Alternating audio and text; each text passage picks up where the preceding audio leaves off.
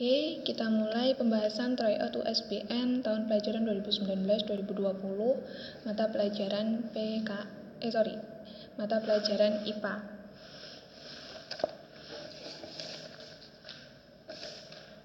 Kita mulai dari nomor 1. Di sawah terdapat padi, wereng, dan burung pipit. Hubungan antar makhluk hidup yang dapat terbentuk. Ini adalah konsep rantai makanan, konsep makan dan dimakan. Berarti urutannya bisa dibilang padi dimakan wereng dan seterusnya. A. Padi diuntungkan karena wereng membantu proses penyerbukan. Salah, tidak mungkin padi diuntungkan. B. Burung pipit diuntungkan karena mendapat makanan dari wereng. C. Padi dirugikan karena wereng merusak tanaman padi. D. Wereng dirugikan karena mendapat makanan dari burung.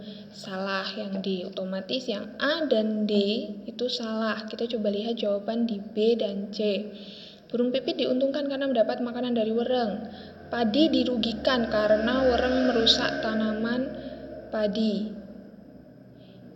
Yang memungkinkan itu adalah jawaban C. Jadi padi, karena wereng itu adalah salah satu bentuk hama, maka bisa dipastikan kalau padi dirugikan karena keberadaan wereng tersebut. Nomor 2, kita langsung baca soalnya. Hubungan makhluk hidup yang membentuk simbiosis mutualisme. Ingat, simbiosis mutualisme itu dua-duanya untung. Nah, baru kita identifikasi hubungannya. Bunga mawar dengan kupu-kupu. Ini sama-sama untung. Berarti mutualisme. Bunga mawar dengan adanya kupu-kupu maka akan membantu penyerbukan bunga mawar dan kupu-kupu akan mendapat makanan. Yang kedua, ikan hiu dengan ikan remora. Ikan hiu tidak kenapa-napa, tidak apa-apa, dan sedangkan ikan remora dia mendapat perlindungan dari ikan-ikan pemangsa lain. Berarti yang diuntungkan hanya ikan remora. Ingat, kalau satu diuntungkan, satu tidak apa-apa, berarti itu komensalisme. 3. Tumbuhan paku dengan tumbuhan yang ditumpanginya. Tumbuhan paku dan tumbuhan yang ditumpanginya. Tumbuhan yang ditumpanginya tidak apa-apa. Sedangkan tumbuhan paku dia dapat tempat hidup. Berarti tumbuhan paku yang untung, tumbuhan inang tidak apa-apa. Satu untung, satu tidak. Satu untung, satu tidak apa-apa. Berarti komensalisme. D. Burung jalak dengan kerbau. Burung jalak dapat makan, kerbau berkurang kutunya sehingga tidak gatal-gatal lagi badannya. Berarti sama-sama untung, mutualisme. Dari sini kita bisa lihat yang mutualisme mana? Oh, 1 dan 4. Pilihan 1 dan 4 berada di jawaban D. Nomor 3. Tumbuhan jagung menggulungkan daunnya pada musim panas bertujuan untuk menggulungkan daunnya. Otomatis daun yang terbuka itu akan semakin sempit. Berarti luas permukaannya juga sempit. Itu artinya kalau permukaannya sempit, berarti kan yang terkena sinar matahari juga sempit. Kalau yang terkena sinar matahari itu sempit, berarti penguapannya juga sedikit. Dari situ pilihan jawabannya adalah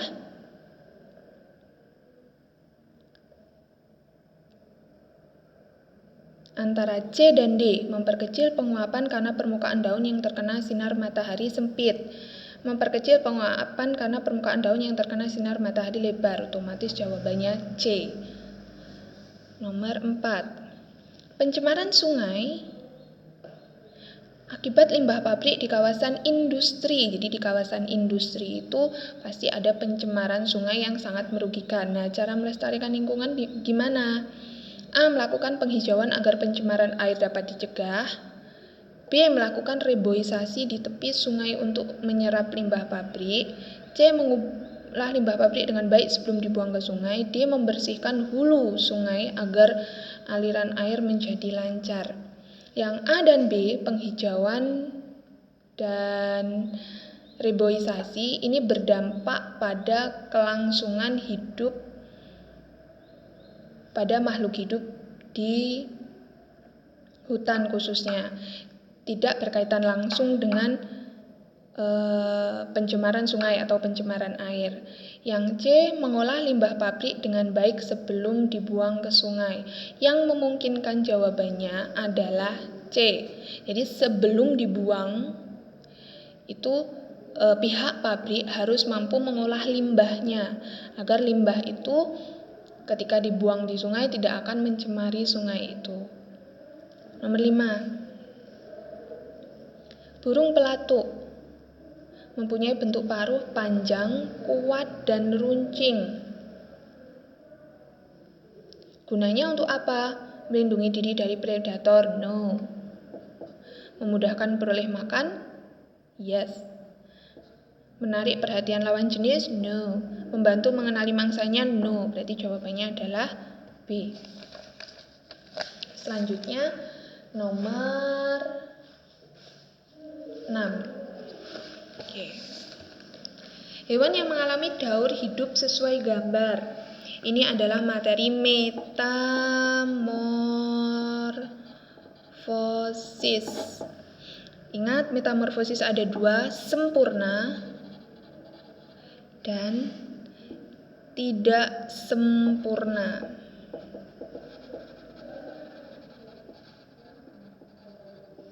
Sempurna itu adalah metamorfosis atau daur hidup suatu makhluk hidup dari proses telur sampai proses imago itu mengalami banyak perubahan, jadi bentuknya berubah-ubah. Contohkan kupu-kupu, mulai dari telur, kepompong, sampai ke kupu-kupu, itu kan bentuknya berbeda-beda.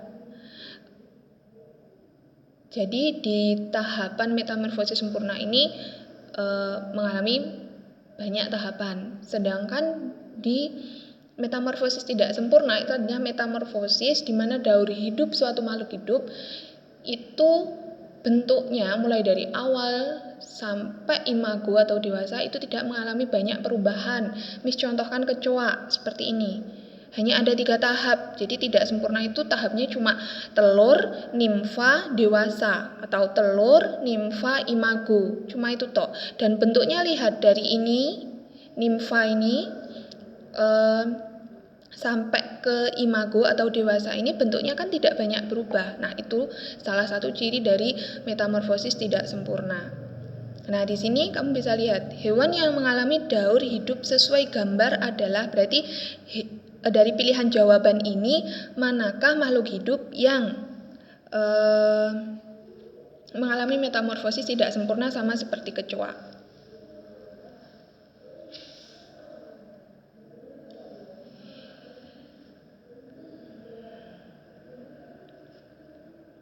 Yes, betul. Jawaban yang nomor 6 adalah A, jangkrik dan belalang. Kedua, hewan ini mengalami metamorfosis tidak sempurna sama seperti kecoa.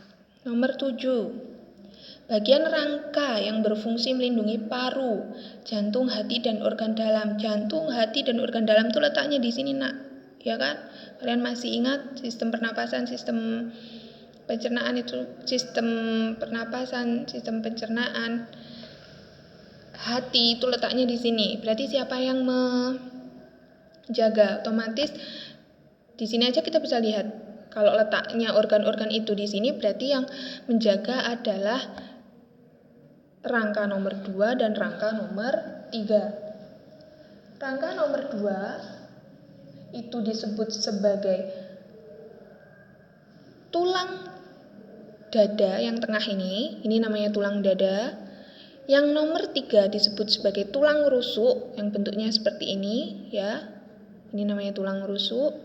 Nomor 1 yang ditunjuk oleh nomor 1 ini adalah tulang selangka. Dan yang nomor 4 ini adalah tulang belakang. Jadi nomor 7 sudah tentu jawabannya B, 2 dan 3. Nomor 8.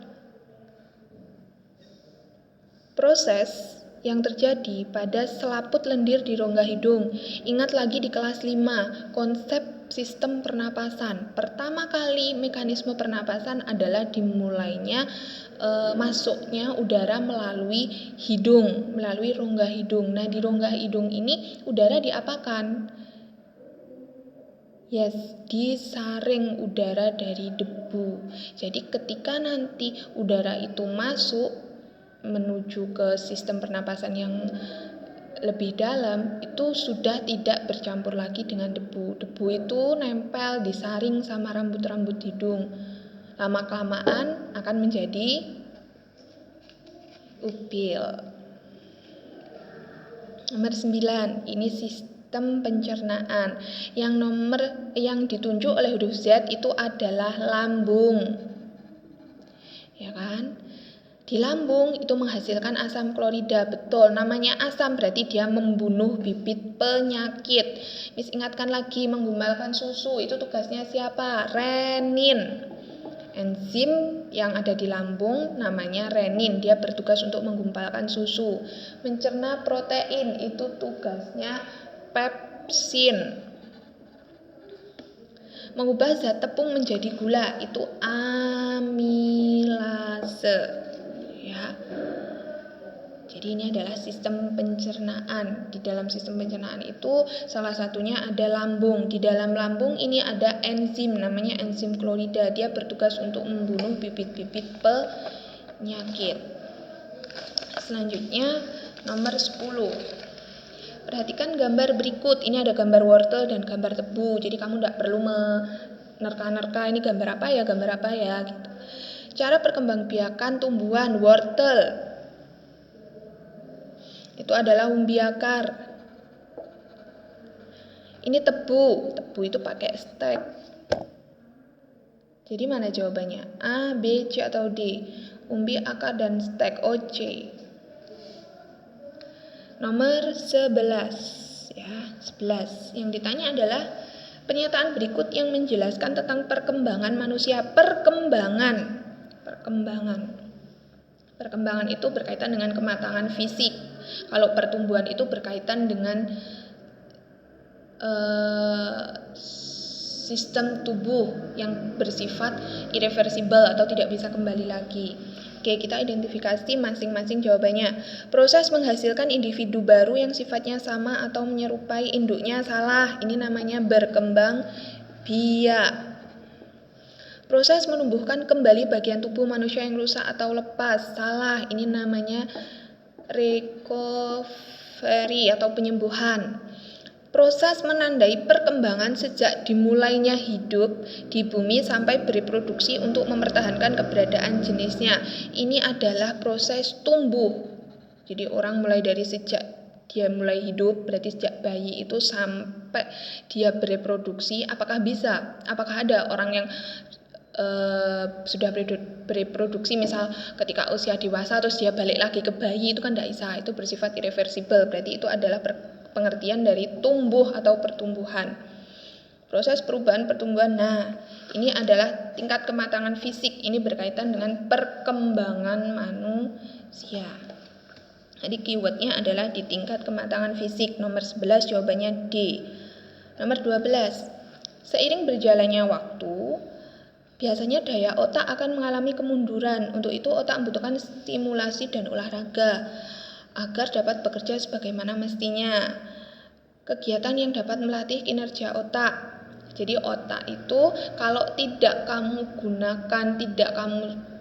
sering kamu gunakan untuk berpikir, tidak sering kamu gunakan untuk stimulasi, itu otak juga tidak akan bekerja secara optimal. Kamu akan mudah lupa, itu salah satu cirinya. Membaca buku dan melakukan hal-hal baru. Berolahraga dan menghindari tempat-tempat ramai. Ini salah. Ya. Mengkonsumsi makanan berlemak, ini malah kolesterol nanti. Menghindari makanan yang mengandung zat besi. Loh, malah zat besi ini kita butuhkan kok malah dihindari. Salah. Berarti jawaban A. Jadi agar kamu tidak mudah lupa, kamu harus sering baca buku. Atau kalau kamu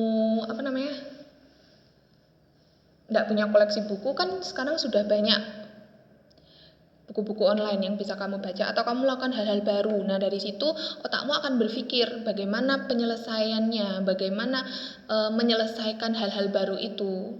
Nanti otakmu akan lebih kreatif, akan terus berpikir, akan terus terstimulasi, jadi tidak mudah lupa. Oke, jadi jawaban nomor 12 adalah A. Nomor 13, langsung kita baca ke yang termasuk sifat benda padat adalah nomor sifat benda padat. 1. Tidak dipengaruhi wadahnya. Benar. 2. Mengikuti bentuk wadahnya. Oh, ini cair dan gas. Berarti yang 2 ini salah. Pilihan jawaban A salah. Yang B 3. Menekan ke segala arah. Ini cair dan gas. Berarti bukan benda padat, salah. Nomor 5. Dapat diubah. Betul. Contohnya kayu. Kayu kamu bisa ubah ke dalam kursi, ke dalam bentuk kursi, meja dan seterusnya. Nomor 5 benar. Nomor 6 terdapat di segala tempat. Oh, ini salah. Berarti nomor 13 jawabannya adalah D. 1. Tidak dipengaruhi wadahnya. Betul. Jadi pensil ini salah satu benda padat. Kamu tempatkan dimanapun, di dalam kelas, di dalam gelas, di dalam ember sekalipun, atau dimanapun, itu bentuknya akan tetap seperti ini. Akan tetap seperti pensil. Dapat diubah seperti kayu itu tadi. Selanjutnya nomor 14.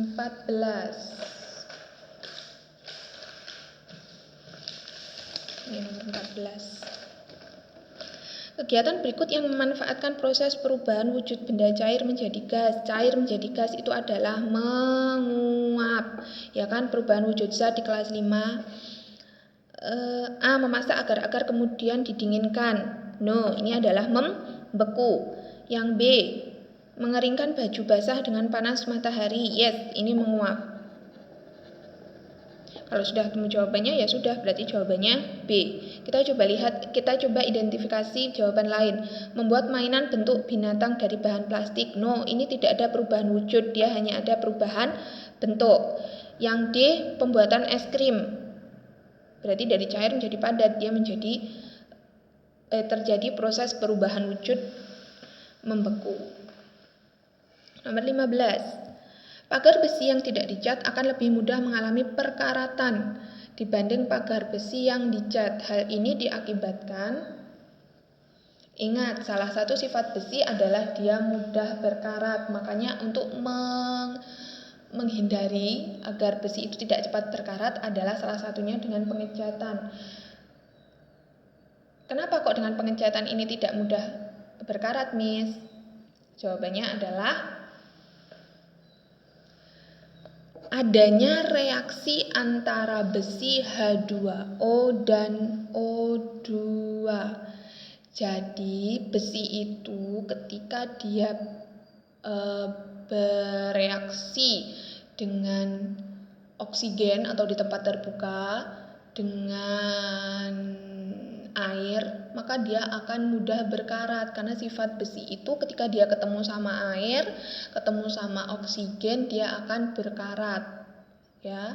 Jadi jawabannya adalah B.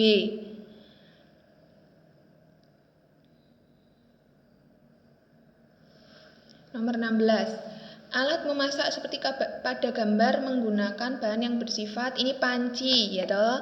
Panci itu dibuat dari aluminium. Aluminium sifatnya apa? Ringan. Tidak berkarat karena dia bukan besi. Penghantar panas. Ya kan? Jadi kita lihat ke opsinya A, B, C, D. Berat. Oh, salah, ini berat nih. Ringan dan tidak berkarat. Oh, sesuai, berarti B. Yang C, elastis. Elastis ini bukan sifatnya aluminium. Elastis itu sifatnya apa? Karet. Keras itu adalah sifatnya dari besi, bukan dari aluminium. Berarti yang benar jawabannya adalah B. Ingat, kalau salah satu itu merupakan fungsinya si aluminium, tapi satunya tidak, berarti itu bukan pilihan jawabannya. Ya, yang sama-sama merupakan sifat dari aluminium adalah berada di pilihan jawaban B, ringan dan tidak berkarat. Nomor 17. Kelompok benda berikut ini yang termasuk isolator. Apa itu isolator? Masih ingat? Isolator adalah benda-benda yang sulit menghantarkan panas. Kalau berkaitan dengan listrik berarti isolator adalah benda-benda yang sulit menghantarkan listrik. Contoh dari isolator panas adalah kayu, plastik, ya kan? Nomor 17 kita identifikasi mana semua benda-benda berikut yang merupakan isolator. Kalau salah satunya isolator, satunya ada konduktor, berarti itu bukan jawaban. Kita cari yang semuanya isolator. A, B, C, atau D. Ember panci solder. Panci otomatis terbuat dari aluminium, otomatis dia konduktor, berarti salah. Solder juga dia penghantar panas yang baik, berarti dia konduktor. Piring plastik iya, pancinya ini konduktor. Teko juga konduktor, dia menghantarkan panas. Pensil, setrika, sendok logam, oh ini jelas salah. Setrika juga jelas salah, dia pasti konduktor. Berarti yang ke semua pilihan jawabannya adalah isolator itu adalah D, sendok kayu. G dari kayu, pensil, G dari kayu, ranting juga dari kayu. Semuanya sulit untuk menghantarkan listrik. Makanya kalau ada orang kesetrum, biasanya itu pertolongan pertama adalah dari bahan-bahan yang terbuat dari isolator. Tidak boleh langsung menyentuh orang yang kesetrum itu. Nomor 18. Pada saat air mendidih, serpihan kertas bergerak naik turun, terjadi perpindahan panas. Ingat, perpindahan panas ada 3. 1. Konduksi. 2. Radiasi. 3. Konveksi. Kalau kemarin kalian belajar di kelas 5, konduksi adalah perpindahan kalor atau panas melalui zat perantara tanpa disertai zat perantara tersebut pindah. Sedangkan konveksi, perpindahan melalui zat perantara dan disertai perpindahan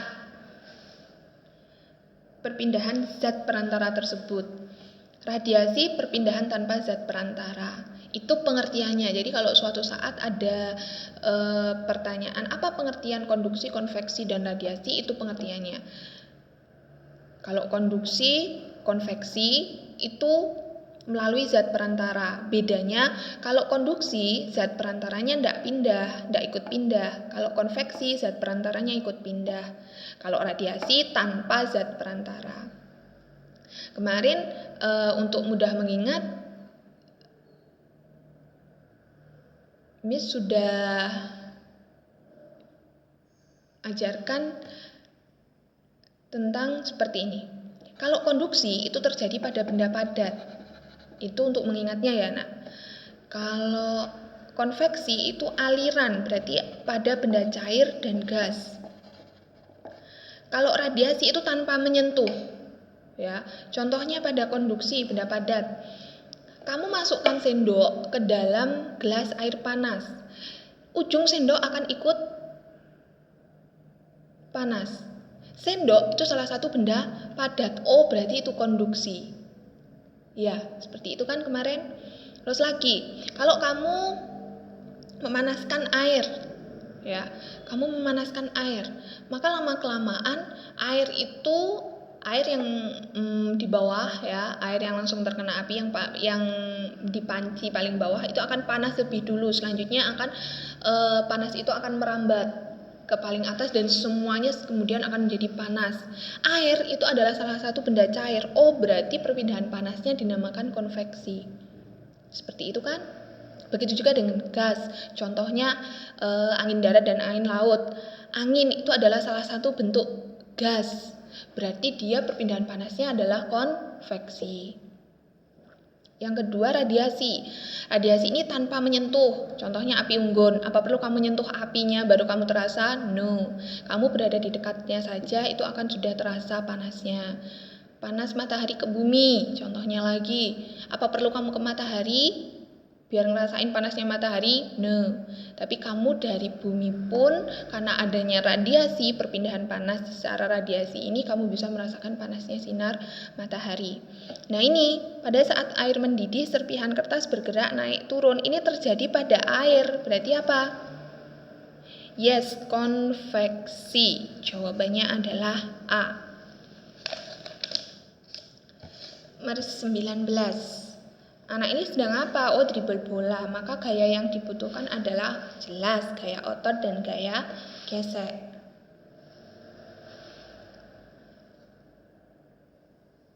Kegiatan berikut yang menunjukkan gaya dapat mengubah arah gerak benda. Rahman memblok bola voli yang di-smash lawan. Oh ya, ini arah. Misal di-smash ke arah utara, terus mampu diblok dikembalikan lagi ke arah diblok ke arah utara, di-smash ke arah utara, terus dapat diblok oleh pemain dan dikembalikan lagi ke arah selatan, berarti itu berubah arah. Kiper melakukan tendangan gawang. Tadi bolanya diem, dilakukan tendangan, jadi bergerak, itu berkaitan dengan kecepatan. Benda. Beberapa orang mendorong lemari yang awalnya berada di samping kanan pintu didorong menjadi ke sebelah kiri pintu. Oh, berarti itu berkaitan dengan posisi benda. Sari membuat hiasan dari kertas origami. Origami, kertas yang biasa ini tadi, terus dibuat ke origami, bentuknya menyerupai burung, menyerupai benda-benda lain. Berarti itu yang berubah adalah bentuk benda. Yang ditanyakan arah. Oh, berarti jawabannya yang A. 21. Kegiatan seperti pada gambar memanfaatkan energi kompor gas sama api. Berarti apa itu? Kompor gasnya kimia, apinya panas. C. 22. Contoh energi alternatif ditandai oleh nomor. Kita lihat pilihan jawabannya. Energi alternatif. 1. Matahari, betul. 2. Angin, betul. 4. Panas bumi,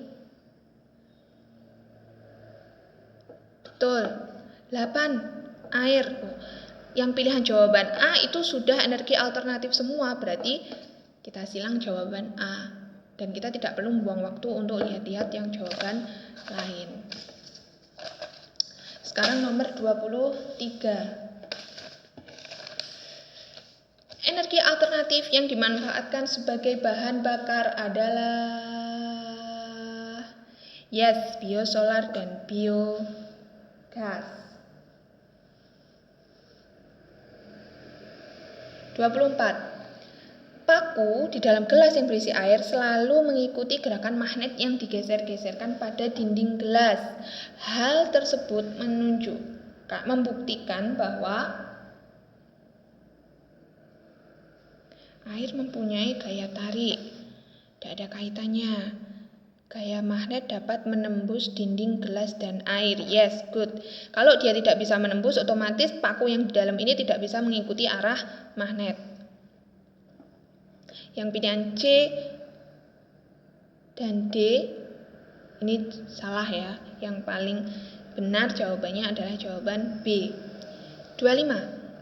Jika saklar dibuka, ingat saklar dibuka berarti tidak ada aliran listrik. Ini sudah analogikan kalau saklar itu sama seperti keran. Kalau keranmu kebuka, berarti airnya tumpah, berarti tidak ada aliran. Kalau kerannya itu ditutup, berarti ada aliran. Jika saklar dibuka, berarti ini saklar ini dibuka, ya kan? Jika saklar ini dibuka sama seperti gambar, maka yang terjadi adalah, ingat kalau saklarnya dibuka berarti apapun lampu atau hambatan yang ada di situ pasti tidak akan teraliri listrik dan pasti tidak nyala. Berarti L2 ini pasti tidak nyala. Yang jawabannya adalah Do. L1, 3, dan 4 nyala. Yang ini nyala karena terhubung dengan sumber. Sedangkan L2 karena berada di dekat saklar yang terbuka, maka dia tidak akan bunyinya. 26. Sumber bunyi pada sumber bunyi alat musik pada gambar di samping adalah yang menjadi sumber bunyinya adalah do. Kalau dia tidak diketok maka dia tidak akan berbunyi. Miss, kenapa ndak dua? Dua ini cuma sebagai pengetuknya. Pengetuk ini bisa misal kamu coba pakai jari atau pakai apa, dia pasti bakalan bunyi, ndak harus pakai yang nomor 2. Jadi sumber bunyinya adalah nomor nomor 4 di pilihan jawaban A. Sorry. Bukan A, tapi do ya nak ya. Sorry. 26. Sumber bunyi pada alat musik. Iya, yang 26 itu yang D, nomor 1. Yang nomor 4 ini adalah bawahnya ya ternyata ya. Yang atas alas itu ya, bukan sumber bunyinya. Jadi sumber bunyi dari alat musik ini itu adalah ketika kamu mengetuk bagian yang ditunjuk nomor 1 ini maka akan bunyi. Kalau nomor 3 apakah bunyi? Ndak. Nomor 2 apakah bunyi? Ndak. Ya, nomor 4 ndak. Ini kayunya itu ya yang nomor 4 itu, sorry. Miss kira yang besinya ini nomor 4, ternyata nomor 1. Jadi 26 itu jawabannya adalah do. 27. Percobaan pada gambar di samping menunjukkan bahwa cahaya mempunyai sifat good dari sini terus ke sini, berarti dapat dipantulkan. 28. Kegiatan melestarikan sumber daya alam yang benar adalah sumber daya alam yang benar. Reboisasi, penanaman sejuta pohon benar, peladangan berpindah salah. Reboisasi, pembakaran hutan salah. Pembuatan terasering, penanaman sejuta dan tebang pilih benar. Pembuatan terasering, peladangan berpindah salah. Berarti pilihan jawabannya C. Kegiatan yang melestarikan sumber daya alam adalah terasering, penanaman sejuta pohon dan tebang pilih. Nomor 29. Dampak negatif penambangan pasir di sungai secara terus-menerus. Jadi pasir di sungai kalau ambil terus-menerus itu dampak negatifnya apa? Yes, yang paling memungkinkan itu adalah terjadi longsor. Kalau pasir itu diambil terus-terusan maka akan terjadi longsor. 30. Akibat pengambilan terumbu karang untuk diperjualbelikan sebagai hiasan adalah kualitas air laut karena jumlah oksigen berkurang. Ekosistem laut terganggu. Yes, yang benar adalah ekosistem, berkaitan dengan ekosistem karena karang ini juga merupakan salah satu bagian dari ekosistem. Kalau salah satu bagian dari ekosistem itu diambil, maka ekosistem itu akan terganggu. 31. Kegiatan berikut yang dapat membantu menjaga siklus air dengan baik adalah membuang sampah plastik ke sungai salah, mendirikan bangunan di lahan yang kosong, membuat sumur bor di seluruh pemukiman warga salah, menanam halaman dengan pohon yang rindang. Antara B dan D itu yang memungkinkan jawaban adalah do. Menanami halaman dengan pohon yang rindang agar terjadi daerah resapan air yang baik. Planet yang 2/3 permukaannya terdiri dari perairan sehingga nampak bahwa planet tersebut itu nampak biru itu adalah bumi. Bumimu sendiri itu. 33. Terjadi perbedaan waktu. Itu diakibatkan oleh rotasi bumi. Ingat, ada pembagian waktu WIB, WITA, dan WIT. Masing-masingnya selisih 1 jam. Terus selanjutnya nomor 34. Peristiwa berikut yang diakibatkan revolusi bumi atau perputaran bumi mengelilingi matahari adalah gerak semu tahunan matahari. Ini masih baru saja. Kalian tidak boleh lupa. Karena ini materi kelas 6. Gerhana bulan total. Berarti terjadi di daerah umbra. Berarti yang mana ya? Yes, C. Kemarin kalian ujian praktek tentang gerhana bulan kan? Masih ingat kan? Kalau total itu berada di umbra atau daerah inti. Selanjutnya, uraian. Ini sudah koreksi jawaban kalian. Dan ini akan discuss tentang jawaban dari soal-soal uraian. Pertama, Rino mengalami kesulitan melepaskan 2 buah gelas plastik P dan Q.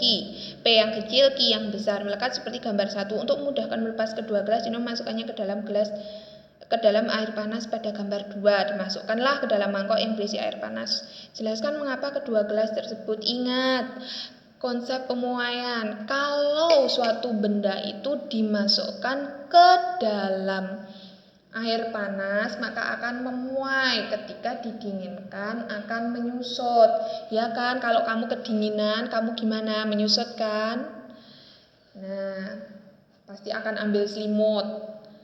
Ya kan? Sama, benda juga seperti itu. Ketika dimasukkan ke dalam air panas, kedua gelas itu akan memuai. Ya, akan menjadi lebih besar. Dan yang akan menjadi lebih besar terdahulu itu adalah gelas yang langsung terkena dengan air panas. Berarti gelas yang mana? Gelas yang Q. Apakah gelas P juga memuai? Iya. Tapi percepatan pemuaian itu yang paling cepat adalah Q karena dia Q bersentuhan langsung dengan air panas.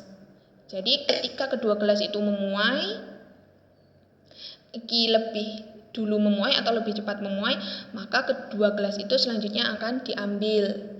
Jadi bukan menyusut, ada sebagian jawaban itu yang menyusut, salah ya, ingat konsepnya pemuaian lagi. Kalau dipanaskan berarti memuai, kalau didinginkan itu benda akan menyusut. Selanjutnya, pembangunan perumahan yang berkembang pesat membutuhkan kayu yang banyak sehingga mengancam pelestarian hutan. Betul. Untuk mengatasi permasalahan tersebut perlu dilakukan upaya agar kelestarian hutan dapat terjaga. Sebutkan 3 upaya yang dapat dilakukan untuk menjaga kelestarian hutan. Deboisasi, tebang pilih, tebang tanam. Jadi setelah menebang itu wajib untuk menanam lagi. Terus apa lagi?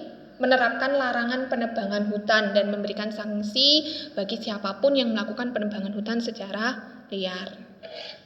Sebagian besar jawaban kalian betul. Nomor 3. Nah, ini sistem peredaran darah.